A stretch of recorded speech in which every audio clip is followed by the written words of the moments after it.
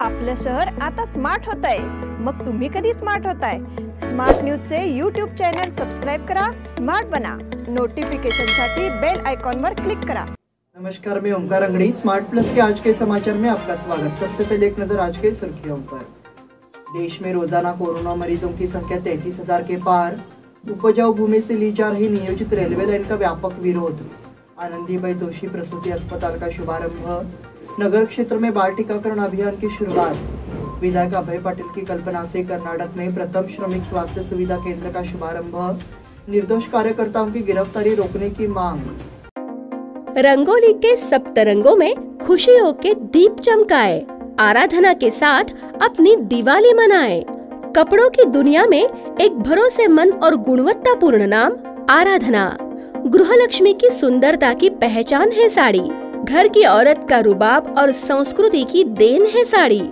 इस दिवाली के सुनहरे मौके पे आराधना लेके आए हैं महिलाओं के लिए मनपसंद साड़ीज और रेडीमेड सहित बच्चों के लिए आकर्षक और मनपसंद ड्रेसेस। पुरुषों के लिए जेंट्स वेयर में shirt, T shirts, jeans, formal और भी कई प्रकार के ड्रेसेस। जल्द ही अपनी मनपसंद ड्रेस खरीदे सिर्फ आराधना में।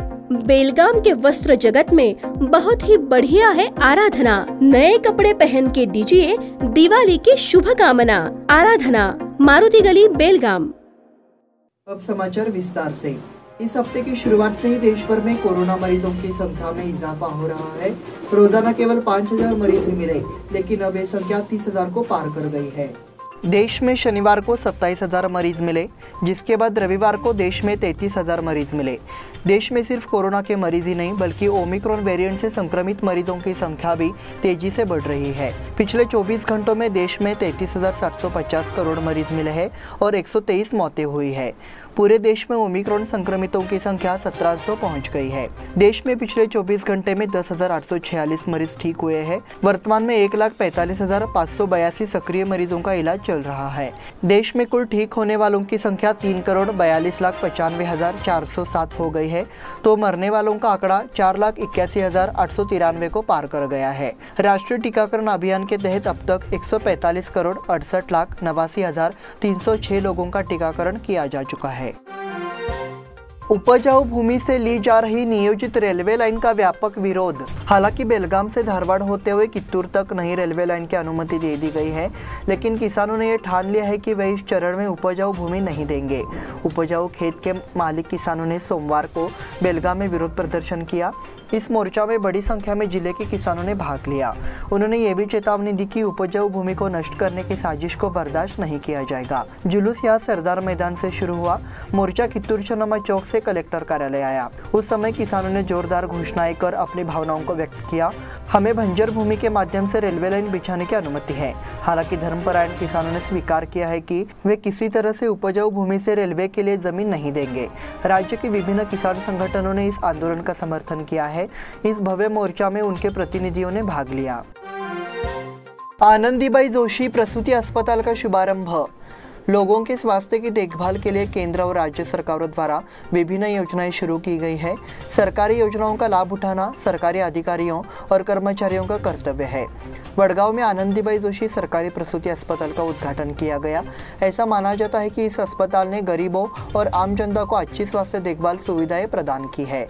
स्मार्ट सिटी योजना के तहत वडगांव जेल स्कूल के सामने स्थापित आनंदीबाई जोशी राजकीय प्रसूति अस्पताल का उद्घाटन समारोह सोमवार सुबह हुआ। दक्षिण विधायक अभय पाटिल ने सुसज्जित अस्पताल का उद्घाटन किया। अस्पताल का निर्माण 2 करोड़ 12 लाख रुपए की लागत से किया गया है। 5,500 वर्ग फुट के क्षेत्र में फैले इस अस्पताल में 10 में से 5 बिस्तर प्रसूति के लिए और 5 सामान्य वार्ड के लिए आरक्षित है। अस्पताल में doctor room, labour room, nurse room, changing room, waiting room आदि है। अस्पताल में सर्जरी और एक प्रयोगशाला है। अस्पताल में 11 शौचालय और 3 बाथरूम है। अस्पताल वडगांव, भरतनगर और खासबाग में गरीब और मध्यम वर्ग को मुफ्त स्वास्थ्य देखभाल मुहैया कराएगा। नगर क्षेत्र में बाल टीकाकरण अभियान की शुरुआत। किशोरों को कोरोना वायरस संक्रमण के खिलाफ टीकाकरण का अभियान सोमवार से शुरू किया गया है। शहर के कुछ स्कूलों से बच्चों का टीकाकरण शुरू किया गया। इसमें स्कूल प्रबंधन, स्वास्थ्य विभाग के कर्मचारी और सहायकों ने सुविधाएं मुहैया कराने के लिए जी तोड़ मेहनत शुरू कर दी है। ऐसी ही एक तस्वीर सोमवार को सामने आई। योजना का उद्घाटन समारोह गणमान्य व्यक्तियों की उपस्थिति में आयोजित किया गया। इस समय सांसद मंगला अंगड़ी, जिला संरक्षक मंत्री गोविंद कारजोल, विधायक अनिल बेनके, कलेक्टर एमजी हिरेमठ की उपस्थिति में टीकाकरण अभियान चलाया गया। इस समय के प्रारंभ में दीप प्रज्वलित कर पूजा अर्चना की गई। इसके बाद बच्चों का टीकाकरण अभियान चलाया गया। जिले में आज से 15 से 18 वर्ष आयु वर्ग के छात्रों को कोरोना का टीका उपलब्ध करा दिया गया है। इसके लिए शिक्षा विभाग ने टीकाकरण के लिए तालुकावार छात्रों की सूची की घोषणा की है और बेलगाम जिले में 3,12,70 छात्रों का टीकाकरण किया गया है। साथ ही शिक्षा विभाग द्वारा जारी सूची के अनुसार टीकाकरण कराने वाले छात्रों की संख्या सबसे ज्यादा बेलगाम शहर में है। खानापुर तालुका में 15 से 18 वर्ष के आयु वर्ग के छात्रों की संख्या सबसे कम है। विधायक अभय पाटिल की कल्पना से कर्नाटक में प्रथम श्रमिक स्वास्थ्य सुविधा केंद्र का शुभारंभ। निर्माण क्षेत्र के श्रमिकों को समाज के निचले तबके के रूप में माना जाता है, इसलिए उनके लिए कई सेवाओं से वंचित होने का समय आ गया है। सरकार ने निर्माण श्रमिकों को मुफ्त स्वास्थ्य सेवा प्रदान करने के लिए कदम उठाए हैं। इसके लिए कर्नाटक में पहला निर्माण श्रमिक स्वास्थ्य सुविधा केंद्र लक्ष्मीनगर वडगांव में शुरू किया गया है। इस संबंध में केंद्र के चिकित्सा निर्देशक डॉक्टर बी प्रवीण ने जानकारी दी। केंद्र निर्माण श्रमिकों और उनके परिवारों को मुफ्त चिकित्सा जांच और उपचार प्रदान करता है। राज्य में इस तरह का पहला केंद्र बेलगाम में शुरू किया गया है। ये सुविधा निर्माण श्रमिक होने के पहचान पत्र के साथ आने वाले श्रमिकों और उनके परिवार के सदस्यों को प्रदान की जाएगी। राज्य सरकार की इस योजना का काम बेलगाम में शुरू करने का विचार बेलगाम दक्षिण से आ रहा है। अभय पाटिल ने वास्तव में ऐसा किया है, इसलिए आज ये केंद्र राज्य के पहले केंद्र के रूप में चालू हो गया है। निर्दोष कार्यकर्ताओं की गिरफ्तारी रोकने की मांग। पिछले कुछ दिनों से शहर में माहौल अशांत है। इससे शहर के युवाओं और उनके अभिभावकों को परेशानी हुई है। पुलिस कुछ निर्दोष युवकों को गिरफ्तार कर रही है। इस प्रथा को रोकने के लिए पूर्व पार्षद वर्ग की ओर से जिला प्रशासन को बयान दिया गया। शहर में कुछ घटनाओं के लिए कुछ निर्दोष कार्यकर्ताओं को जिम्मेदार ठहराया जा रहा है। इससे युवाओं की जान को खतरा होगा। प्रशासन को इस पर विचार करना चाहिए। यह भी मांग की गई कि इसमें निर्दोष कार्यकर्ताओं को शामिल नहीं किया जाए। इस मांग का विवरण प्रस्तुत करते हुए एडवोकेट नागेश सातेरी, पूर्व महापौर शिवाजी सुंठनकर, मालोजी अष्टेकर, पूर्व महापौर किरण सैनिक, पूर्व पार्षद विनय गुंजटकर, सुधा भातकांडे, आरआई पाटिल, राकेश पलंगे सहित अन्य सदस्य उपस्थित थे।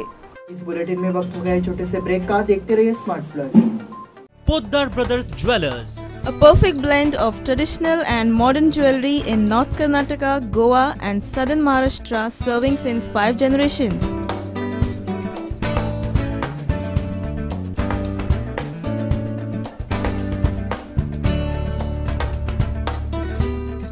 exclusive gold, silver and platinum jewelry showroom.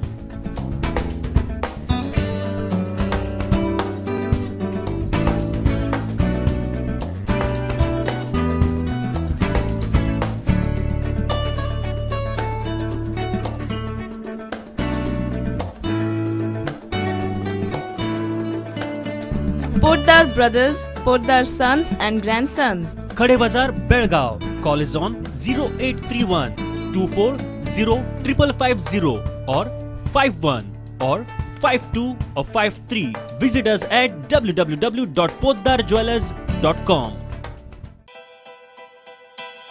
बेलगाम वासियों के पसंद में उतरा उड़ान बार एंड रेस्टोरेंट। सोशल डिस्टेंसिंग का ख्याल रखते हुए हमारा स्टाफ देता है बेहतरीन सर्विस का विश्वास। यहां है पार्टी और फंक्शन के लिए 3 आलीशान हॉल, कारपोरेट डिनर मीटिंग के लिए 3 अलग कक्ष, आईपीएल मैच देखने के लिए 3 बड़े स्क्रीन की विशेष सुविधा। इसके साथ ही साफ सुथरा किचन जहां हमारा वेल क्वालिफाइड स्टाफ देता है क्वालिटी और हाइजीनिक फूड की गारंटी। तो फिर खाने की हो बात तो आना परिवार के साथ। उड़ान बार एंड रेस्टोरेंट, लिंगराज कॉलेज के पास, बेलगावी। फोन 0831 2435 777। के बाद फिर से आपका स्वागत। देश भर में कुछ संगठनों के माध्यम से सामाजिक विभाजन पैदा करने का प्रयास किया जा रहा है। इससे कई धार्मिक लोगों की भावनाएं आहत हो रही है। कांग्रेस पार्टी और मानवाधिकार संगठनों के माध्यम से ऐसे कट्टर संगठनों के सदस्यों के खिलाफ कार्रवाई करने की मांग की गई है। इस मांग का निवेदन जिलाधिकारी को सौंपा गया है। भारतीय समाज की संरचना के अनुसार सभी को अपने धर्म का पालन करने की अनुमति है, लेकिन कुछ संगठन राज्य के संविधान को चुनौती देने वाले बयान देकर सामाजिक शांति को कमजोर करने की कोशिश कर रहे हैं। इस पर संज्ञान लेने की मांग की गई है। बयान की प्रस्तुति के दौरान कांग्रेस पार्टी समेत विभिन्न संगठनों के सदस्य मौजूद रहे। जल आपूर्ति बोर्ड के कर्मचारियों का आंदोलन। राज्य जल आपूर्ति बोर्ड के निजीकरण के बाद वहां के कर्मचारियों की हालत बिगड़ती जा रही है। इस संबंध में बार बार बयान देने के बाद भी इसे गंभीरता से नहीं लिया गया है। यदि इन समस्याओं का तत्काल समाधान नहीं किया गया तो उग्र आंदोलन होगा। जल आपूर्ति बोर्ड कर्मचारी संघ की ओर से चेतावनी जारी की गई है। इस संबंध में कर्मचारियों ने अपनी मांग प्रशासन को सौंपी है। बयान में कहा गया है कि बेलगाम शहर की जलापूर्ति अब L&D कंपनी में संविदा कर्मचारियों को सौंपा गया है। हालांकि सरकार को यह ध्यान रखना चाहिए कि उनकी सेवाओं की सुरक्षा के मुद्दे की उपेक्षा की गई है। इन कर्मचारियों को सेवा में रखा जाए, वेतन वृद्धि की भी मांग की गई है। बयान देने के दौरान कर्मचारी संघ के पदाधिकारी मौजूद रहे। कंबरगी स्थित शमशान घाट की मांग को लेकर ग्रामीणों का बयान। कनबरगी के ग्रामीणों और विभिन्न संगठनों की ओर से सोमवार को जिला प्रशासन को बयान दिया गया। डॉक्टर बाबा साहेब आम्बेडकर युवा मंडल के माध्यम से दिए गए इस बयान में गांव के लिए शमशान घाट उपलब्ध कराने की मांग की गई है। कनबरगी ग्रामीणों की सुविधा के लिए इस जमीन की स्वीकृति की मांग पहले भी कई बार की जा चुकी है, हालांकि इसे पूरा नहीं किया गया है। सरकार को इस पर ध्यान देना चाहिए। ये भी मांग की गई कि इस जगह को उपलब्ध कराने की पहल की जाए। ये बयान देते हुए एडवोकेट नागेश सातेरी, पूर्व महापौर शिवाजी सुंठनकर, मालोजी अष्टेकर, पूर्व महापौर किरण सैनिक, पूर्व नगरसेवक विनय गुंजटकर सहित अन्य सदस्य उपस्थित थे। मुख्यमंत्री बसवराज बोम्मई ने बताया कि लोगों के स्वास्थ्य के लिए सख्त पाबंदियां लगाई जाएगी। महाराष्ट्र और मुंबई में कोरोना मरीजों की संख्या में काफ़ी इजाफा हुआ है, इसलिए सीमावर्ती इलाकों में सतर्कता जरूरी है। मुख्यमंत्री बसवराज बोम्मई ने बताया कि बेलगाम सीमा के पास चौकियों पर सख्त निरीक्षण निर्देश जारी किए गए हैं। सोमवार को होने वाले टास्क फोर्स कमेटी की बैठक में कोरोना और ओमिक्रॉन संदर्भों पर विस्तृत रूप से विचार किया जाएगा और आगे प्रतिबंधों की घोषणा की जाएगी। बेलगाम के सामरा हवाई अड्डे पर पत्रकारों से बात करते हुए मुख्यमंत्री बोम्मई ने आगे कहा कि देश भर में कोरोना के मामले बढ़ रहे हैं, इसी तरह ओमिक्रॉन के मामले भी बढ़ रहे हैं। इसके अलावा महाराष्ट्र से सटे विजयपुर जिले में 11 चेक पोस्ट तैनात किए गए हैं। जन स्वास्थ्य के हित में चेक पॉइंट बनाए गए हैं, इससे यात्रियों को थोड़ी परेशानी होगी। हालांकि ये राज्य और बेलगाम जिले में लोगों के स्वास्थ्य के लिए जरूरी है।